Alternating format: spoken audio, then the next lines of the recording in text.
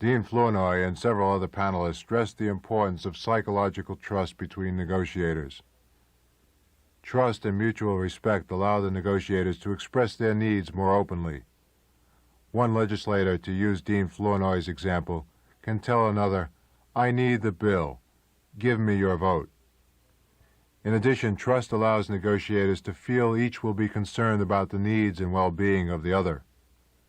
Trust and respect are often based on subjective judgments, which are formed at the psychological level. This second type of negotiating leverage, psychological influence, is based on another set of assumptions as to what influences people. Specifically, the psychological approach recognizes that people's behavior is conditioned by their needs, values, attitudes, feelings, and ethical standards. These psychological dimensions of behavior are a product of what a person experiences throughout his or her lifetime. They reflect what we feel and believe is important. They serve as standards of our behavior and our conduct. They are the basis of what we strive for in our lives, and they are the foundation of our economic, political, social, and religious beliefs. Again, these psychological factors are deeply ingrained in us. They are subjective judgments on how we perceive, and as a result, the presentation of logical arguments and facts have only limited impact on our behavior. Realizing this, negotiators gain psychological leverage by paying attention not only to people's ideas, but also to their feelings about and commitments to certain positions or ways of behaving. In dealing with people whom they want to influence, negotiators try to find out their psychological needs, what they believe in, and what's important in their lives. These negotiators take efforts to develop a sense of empathy and understanding with the other person. These efforts result in trust as leverage to gain cooperation and a willingness to help each other. An example of this psychological approach is the informal relationships which exist in organizations. Rather than relying on rules and procedures to guide their behavior, people develop informal norms in how things should be done. Managers who rely on this psychological approach for getting things done show a concern for the personal needs of their subordinates. They find out if they have a high need for support and friendship, or if their subordinates have a strong need to achieve and demonstrate their competencies, or if they have a high need to influence others and make important decisions. Knowing their needs, the manager influences them by creating the environment or giving them the assignments which motivate them. Negotiators also take special efforts to develop this psychological leverage with negotiators on the other side of the bargaining table. Several of our panelists indicated the importance of the time they take prior to a negotiation to get to know the other negotiator in a non-business way. They also take efforts to reduce status barriers which exist as a way of developing openness and trust. As Jack Anderson said of former President Ford, he was able to take off his shoes and sit back with other legislators, trade stories, and join in the political revelry. During the negotiating process, psychological leverage is gained by creating and maintaining a supportive, non-threatening climate where ideas and opinions can be openly shared. The negotiators show respect for their opponent, even if they disagree. As Dean Flournoy pointed out, disagreements and conflicts are not personalized. Negotiators can argue at the bargaining table, but still walk off as friends. Part of this leverage is knowing and respecting the other person's ethical standards. Meeting people's standards of fairness and justice is important in developing and maintaining credibility. In a sense, respect is the leverage of legitimacy. The third type of negotiating leverage is power. Power is the capacity of a negotiator to modify the conduct of an opponent in a manner which the negotiator desires through the use of sanctions. A sanction is any penalty for non-compliance or a reward for compliance. The sanction can be the use of legal, political, and economic penalties or rewards. The use of this type of leverage is based on the assumption that people are motivated by political and economic interests. Since they feel that people change only when these factors are involved, negotiators try to uncover these underlying political and financial motives and then find ways to meet these needs. In buyer-seller negotiations, a buyer can punish a seller through the threat of losing an order by indicating that he has alternative sellers willing to sell at a lower price. A seller has power to punish when he has no competition and has services or products a buyer needs. Time is power. The party that is most constrained by time limits forfeits power to its opponents. A buyer in dire need doesn't have the opportunity to search for alternative sellers. Having a constituency which can deliver the votes plays an important part in the play of power in legislative negotiations. Formal authority is power. A person in a position of formal authority possesses sanctions to reward or punish based on the distribution of economic resources, appointment to key committees, promotions, and the application of rules to enforce compliance. However, many managers and negotiators can and do wield considerable power which goes beyond their formal authority. They do this by gaining access to three sources of power: access to information, access to people, and access to resources such as money, equipment, and facilities. If people do not comply with the negotiator's wishes, these sources of power can be used as sanctions. Certain information will not be made available. Needed cooperation from other people will diminish, or required resources will be withheld. On another cassette, one of our panelists, Dr. John Carter, makes the point that effective managers are skilled at acquiring and using power. The need to use power results from the growing complexity of organizations. This complexity makes managers more and more dependent on cooperation from people over whom they have little formal authority. As a result, they have to use power along with persuasion to influence their subordinates and peers. One way they develop power is creating a sense of obligation in others, doing favors for someone else and expecting a favor in return. They search for and acquire critical resources which other people need. They develop and project charisma through the trappings of power. Coalitions are another source of power. Managers, legislators, and negotiators look for external sources of support and build and develop coalitions to put pressure on their adversaries. Having access to and the support of the mass media is power. Social connections are power. In considering the use of power, we have to examine a traditional stereotype of power, that power is equated with exploitation and corruption. These negative aspects of power often blind us to its positive points, to its uses, and that without power we cannot accomplish very much anywhere. Jack Anderson and David Broder made this point with respect to legislative negotiations.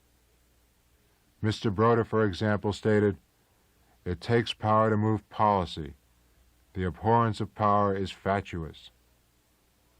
Power, then, when used wisely, sensitively, and with maturity, is a key ingredient of negotiating leverage. Let's return again to our interview with Dean Flournoy, in which he discusses his experiences on how the play of power and psychology affect legislative negotiations. Based on your experiences as an assemblyman and as state controller, can you recall any experiences where there was a certain bill or piece of legislation that you wanted to get through, and give us some insight on how the play of power really affected whether or not that bill was passed or not? Well, I think that in terms of discussing negotiations, one of the critical things I didn't mention, it may sound fundamental, but one of the critical things that you have to be able to do is to count. You've got to be able to know when you have to negotiate, and that usually is when you know you don't have enough votes, and that also factors back into credibility, knowing who to count and who not to count when you're trying to figure out where your bill stands. But let me ask you that. How do you say that again, Dean Flournoy? Who to count and who not to count? well, who says he's going to give you a vote whom you know you can't trust to be sure to be with you when the vote comes? You know, like a hard count versus a soft count. Or who else has influence over other legislators? No, not necessarily, but that has a relationship too. If you have legislation that is, you know, very directly involves, say, labor or business or something, and you know a guy is very responsive or agrees very much with the labor point of view, obviously that's a person you wouldn't want to count on, even if he said he'd give you a vote on a right-to-work vote. I mean, you know, that's not going to happen. Yeah, I suppose I can give you some examples on legislation. Again, you don't usually get into a negotiating position until you know you have to, and know what it is that is causing at least some of the people to oppose your legislation. Now, it may be that just the whole general idea is lousy in their view, in which case you haven't got much to negotiate. Frequently, you have, particularly in complex legislation, there are some features that are at least held out to be the reason why. And then you try to figure out how you can talk with the people who hold that point of view and see what modifications you might be able to make that would make that feature non-objectionable to them, so that they might then support the bill. And that's usually how it will take place. Now, if you take this out of the bill, I can support it, but as long as that's there, I can't support the bill because I think that's wrong, or that's going to kill me at home, or whatever. It goes too far. And you've got then the manager of the bill or the author has got to figure out, you know, whether it's worth taking that out or whether he's throwing the whole purpose of the legislation away and go to the mat, and if he loses, he loses. I think we'd appreciate an example of a piece of legislation that you wanted to get through. When you found out that there was going to be some difficulty in getting that bill through, how you gained the leverage to get that bill passed. I don't know that you gain the leverage. You gain the points, or you gain the votes, or you modify the legislation to do that and eliminate some opposition. It's not. I don't think it's a question of leverage. I don't think I ever leveraged a bill through. I never had the power to leverage anybody, so that I can't really give you that kind of an example. I'm not sure what you mean when you say you didn't have the power to leverage. By leverage, I mean gaining the support to get a bill passed. Well, I'm imputed to leverage a little more clout, either some system of rewards in terms of, say, you know, having some committee power, trading bills or whatever, trading votes, or telling them, well, you can support this if you'll support that kind of thing. Those are types of leverage that are used. That rewards, can be done, punishments. or if you're a speaker or a committee chairman, you've got some leverage in saying, you know, I'll help you get your bill out, this other bill that's unrelated out of committee that's very dear to you, if you'll give me a hand on this piece of legislation that's dear to me. The speaker can do that. He's got the leverage in the sense that I mean that.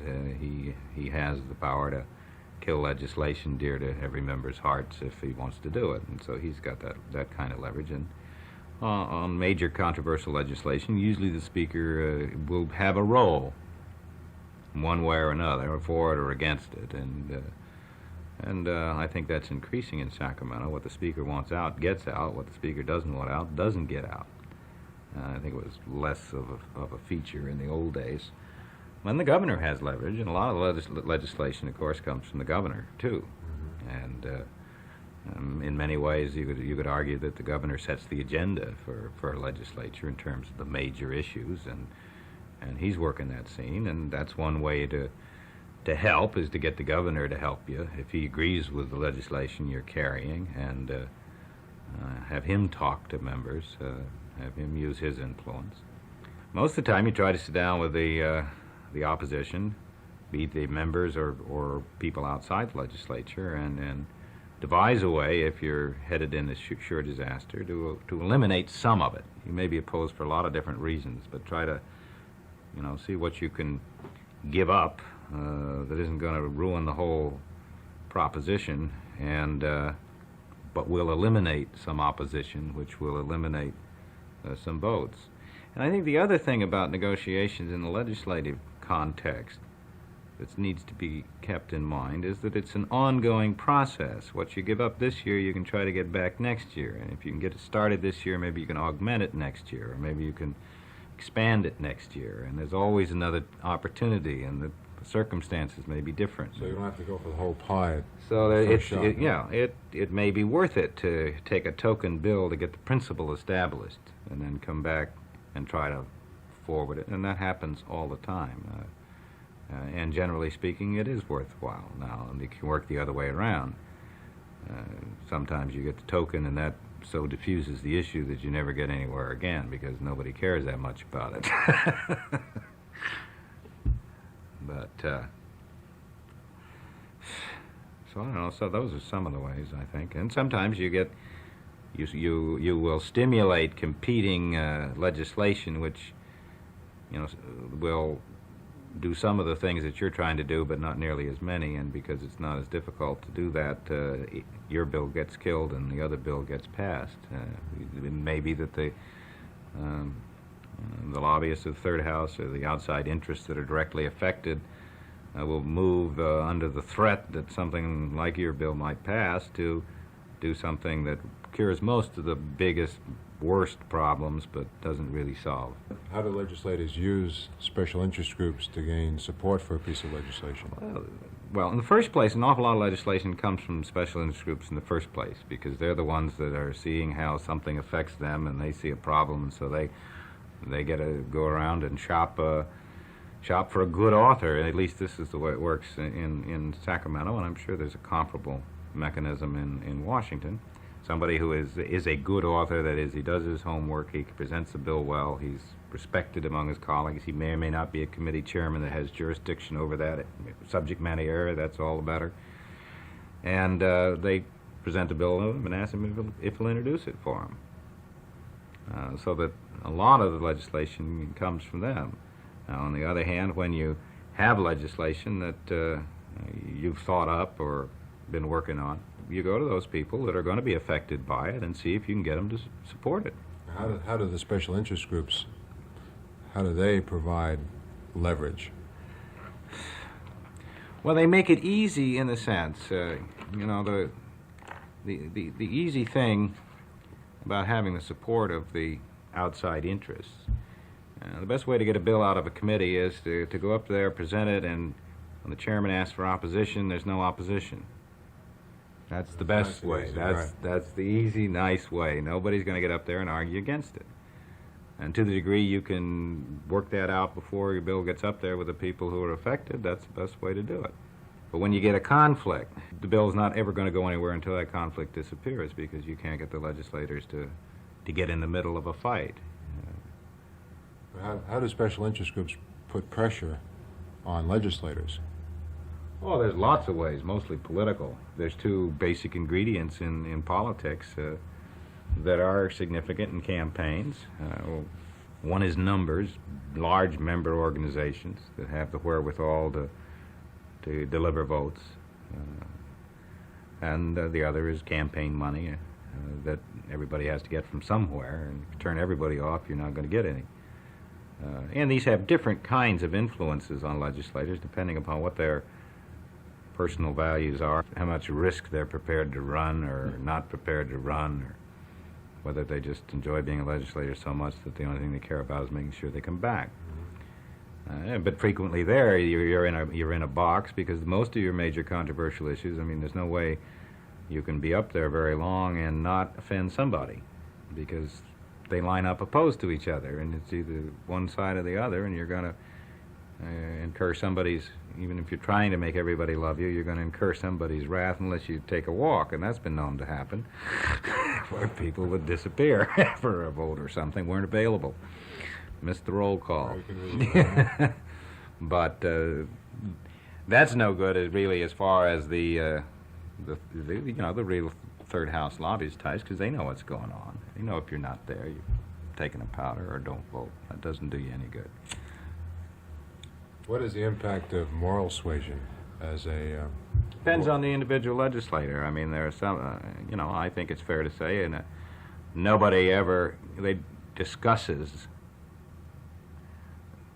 campaign support or political support with a legislator to whom that would be offensive, and there are some.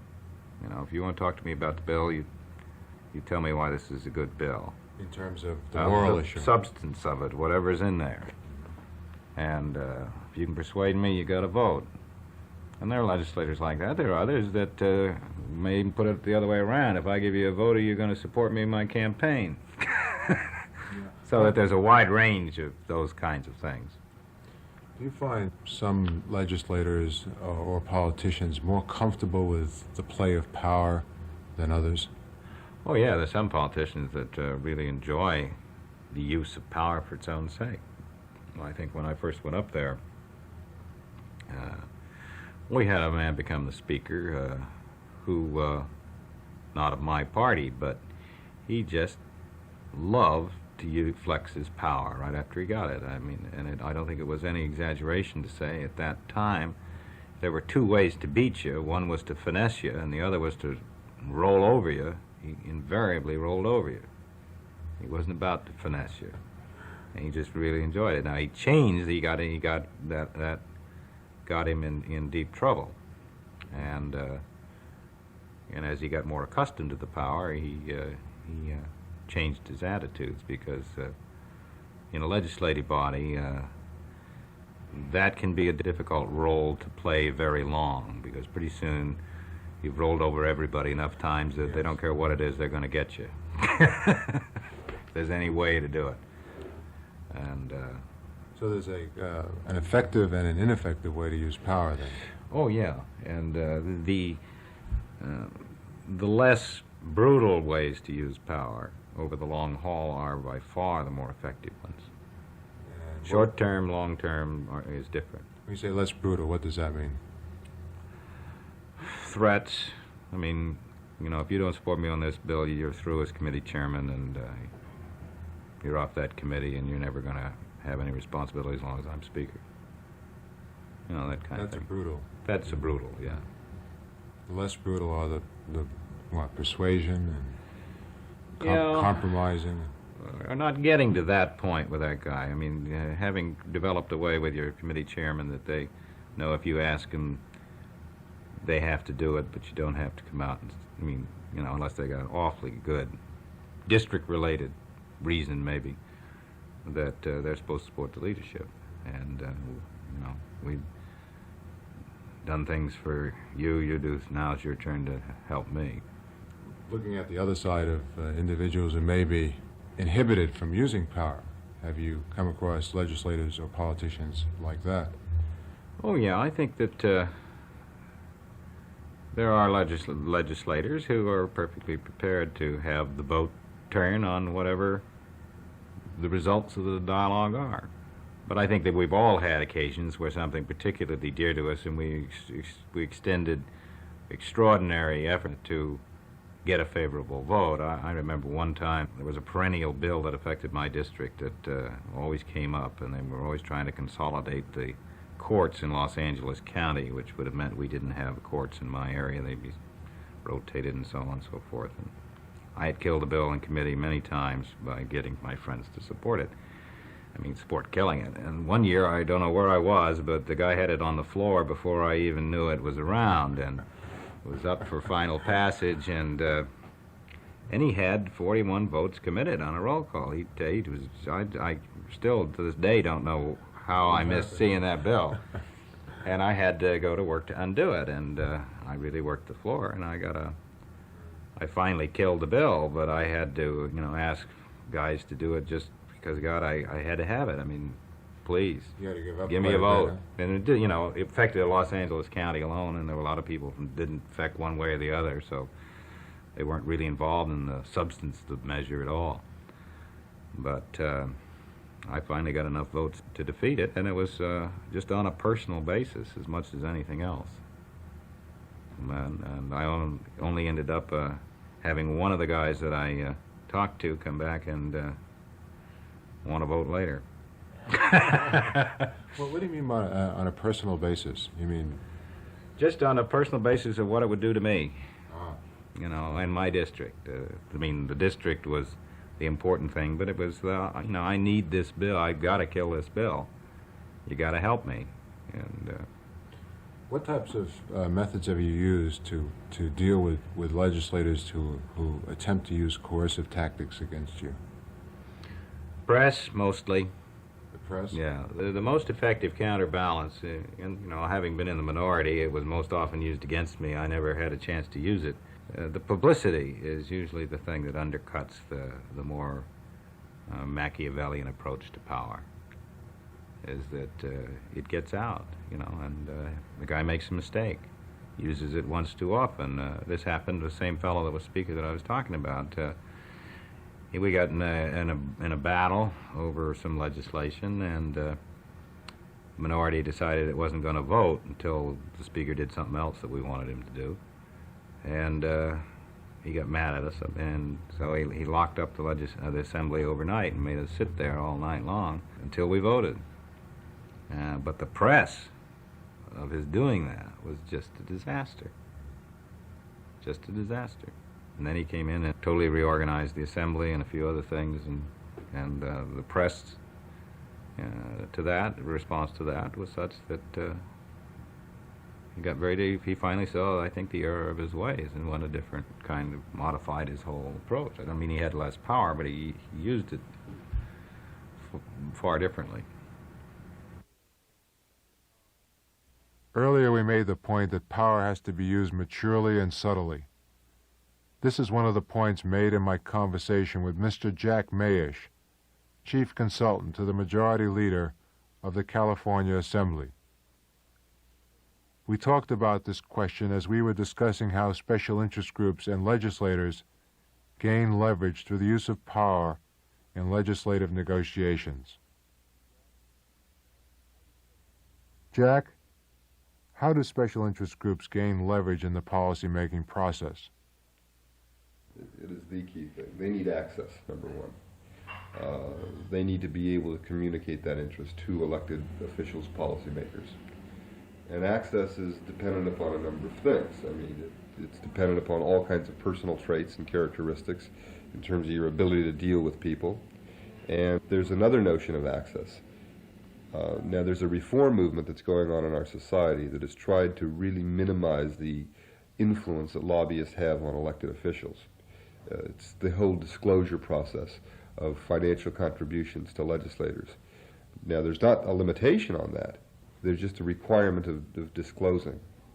And where it still goes on, where lobbying principles of lobbyists do contribute to political campaigns, the notion within California politics anyway is that you're not buying anything except access. If you contribute to a political campaign, it's difficult for someone to refuse you 5 minutes to go over a particular issue, irrespective of what their position is. That's part of a strategy, I would say, among some lobbyists, making sure they participate in the political arena and helping these guys get reelected, on the one hand. The other is personal relationships. For the most part, most of your public interest lobbyists in Sacramento, who are very poorly financed, have no ability to give financial contributions to political campaigns. They're not well funded. They still have access because they're persistent and they identify another element, not the money, but the public interest. So they get access that way.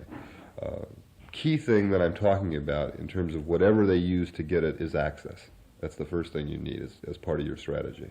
You then have to do some very technical things. There's a whole procedural process in government, from the time a bill is introduced to the time it's heard, to which committees it goes to the second house, back to the House of Origin for concurrence if there's any change, and ultimately to the governor's desk. Now, those that are most effective understand that process to a T. They are able to take a piece of legislation, identify which committee it would go to. If there's any question of which committee it would go to, they then begin to try to identify which committee would be most advantageous to their interests. In other words, who makes up the committee, what is their philosophy, who would be most inclined to go which way. They then try to influence where that legislation goes. Now, there's a lot of things we can add along the way. Specifically in California politics, my background is the state assembly. The Speaker of the Assembly is clearly the most powerful figure. He names committee chairmen. He places members on committees. His office determines which bills go to which committees. There are some certain general guidelines about that. I mean, you don't send an issue on criminal justice to the local government committee. You send it to the criminal justice committee. You don't deal the farm labor bill to the water committee. You send it to labor relations. Those are the general guidelines, but within those specific guidelines, there's a lot of room for manipulation. And it's the artful, both the artful politician, legislator, and the artful lobbyist that begins to influence the process at that very early stage so that he really understands where his legislation's going. And then, the process changes. Initially, it isn't dealing with 120 legislators. It's dealing with the 10 on that committee. You reduce your universe. You talk to them. You find out what their problems are. You begin the great art of compromise. And success in government is totally dependent upon compromise. I would venture to say of the few thousand pieces of legislation that went through the California legislature this past year, I would say virtually none, well, with the exception of a very few, started without having one change. The amendment process is incredible, and you've got to influence it all along the way. This process of compromising or bargaining, what are some of the ways in which that is accomplished? Well, like I said, once you identify your universe and you know who you're dealing with, and you get the access that we talk about, and you begin your negotiations, if you're successful, you're going to identify where you have problems. Now, you may interview everybody, and everybody's fine at that level, and you may not perceive the need for any change. But if somebody has a problem and you identify it, then you try to deal with it by amendment or compromise. You talk to them about it. You ask them what would make this piece of legislation more palatable to them. Of course, the bottom understanding is you don't want to make it totally ineffective so it doesn't meet your purpose, but that's how it begins. And you have to also make sure that you're not losing any of the votes you've already picked up in terms of their position on these issues. Are there any coercive methods that are used by lobbyists or other legislatures against their... Well, let's get down to a farther level, because that's when it gets to be a little bit tougher. Once you've developed a piece of legislation, and certainly the farther it's gone along in the process, the more refined it becomes and the less room there is for change, especially if you've backed yourself to the wall and you've built up the coalition you think you have. Great example is the property tax bill that passed the Assembly this year and was ultimately defeated in the Senate by a few votes. And there was tremendous pressure being exerted on trying to gain support for that final piece of legislation. And you can imagine the complexities that were involved in the whole amendment procedure when you're dealing with the entire tax structure of a state with a budget the size of California's. Yeah, it got tough.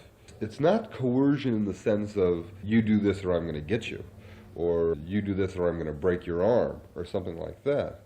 The coercion is based on what you can articulate as a reality to them.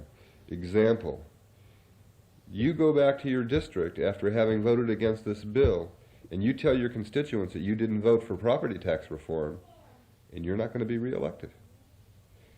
Now, we can get into very philosophical discussions about government here, What's the guy's responsibility? Totally just to get reelected, or is his responsibility to advocate what he philosophically believes to be right? Is he representing people who may not understand the subtleties here, or what?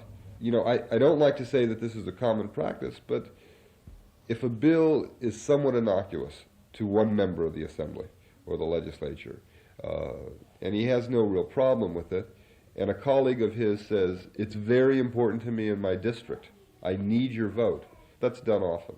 That's not really coercion. That's a personal dynamic that pulls the bill along. I've seen great instances of that. The whole notion of a district bill that affects a particular community and nobody else really, you almost always get courtesy votes. It's when there's cross-mingling interests where you get into a lot of trouble. The big coercive force in government is whether or not you're going to get reelected, and whether or not the opposition is going to blast you. And that's a coercive force, let me tell you. These guys enjoy being legislators. They enjoy the power, they enjoy the influence, and they enjoy the personal dynamic of accomplishment. When it's pointed out to them quite specifically that they're not going to be back here, they get concerned. So I would add to that coercive dynamic an evaluation of politics and re-election and campaigning and what has to be done. It's all a part of the process. What is the impact of money and campaign contributions? I gather from an earlier statement that you made that might be diminishing at this point. Well, I think that the reform movement in California, which is nationwide to an extent, on disclosure, has certainly minimized it. I think there's a number of things that have minimized it. Years ago, the California legislature was a legislature that paid its members very little money. I think the wage was $6,000 a year. And these guys were and it was a full-time legislature. These guys were dependent upon outside interests to help support them. But that isn't the case today. They make there's some question of whether it's a good wage, but they make upwards of $20,000 a year. They have per diem expenses. They have staffs. They have district offices. They have some travel benefits, telephone, credit cards, what have you. They're more secure in who they are. Now, some people think, wow, we really take care of these guys awfully good. But what the state has done is they've bought out the lobbyists. They've said, hey, you don't need to take care of them. We're taking care of them because we're creating an independent legislature. That's what good government's all about. And it's happened. Now, we could talk all day long and find abuses to the system, but I'm talking about generally how the system operates. We've created an independent legislature on that one hand. So the contributions are not really necessary for anything other than running a campaign and getting one's message across as to what one's done. It's not to sustain this guy's life or to put bread on his table. That's been accomplished. How do legislators gain leverage over other legislators? Let's go back to an institution. I said that the Speaker was the most powerful man in the State Assembly. And one of the notions of the speakership is being able to move the House and pass legislation that's important in terms of a collective political sense. And how does he do it? Well, he has a number of things at his disposal. Some of the things I mentioned earlier. He can appoint committee chairmen. He makes committee assignments. He determines where bills go. You can understand with that kind of awesome power, you begin to become beholden to the Speaker. Those are procedural governmental notions. There's another thing that developed. Prior to Leo McCarthy and Bob Moretti, Jess Unruh really transformed California politics. I talked about the era when lobbyists contributed great sums of money and were dependent for these guys' bread and butter. Jess Unruh did something. He said, all right, you don't give my guys any money anymore. You give it all to me. I'm the Speaker. And you don't buy anything from that. I'm your friend. He took all their money, he distributed it to help re-elect his legislators, and he gave them no promises in return. He desensitized, to a greater extent than anything I know in the history of California politics, the legislators from outside interest. But what he also did was he created a speakership that was so powerful that he had such great influence over the other members that he could move legislation. I'm trying to address myself to that issue that you raised. How do you develop interest? Well, what happened? He was able to raise all the money. When it came time for campaigns, who had the money? Who was able to help these guys the most? The Speaker. So when push came to shove and he needed a vote or he needed some kind of support, he had it. There's a couple of other notions that go along with this. I'm talking about the institution of the speakership, but there are other members in the Assembly that are very, very helpful to their colleagues on a lot of different levels, whether it's backup staff help, technical information, all the things in personal dynamics that you're really able to accentuate, help you create influence with other members.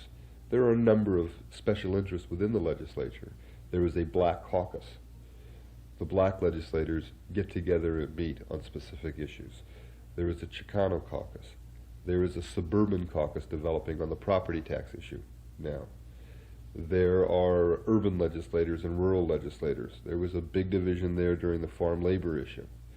All of these basic interest groups tend to coalesce within the legislature and develop specific interests. I mean, we can talk about the great philosophical ones, the conservatives and the liberals, and that's another way of getting influence with your colleagues. It's like anything else. It's like the legislature is really a microcosm of the world. These guys all have different personal habits, and as long as you can relate to these people on whatever levels you do, you can build influence.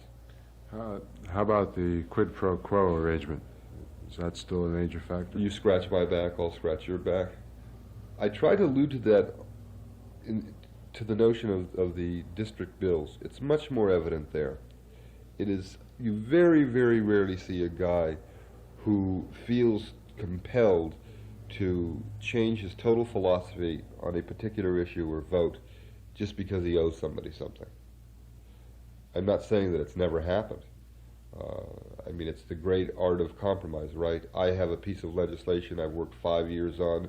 It's the most important thing to me in the world. It's going to keep hospital costs down, let's say. I need this bill passed, and I need this one more vote to get it passed. I've worked 5 years on this. One guy's got to give me a vote, and he gives me a vote. That guy gave me a vote. Well, I feel an indebtedness to this guy on some levels. Now, I mean, when he gives me the vote, it isn't, I'll do this if.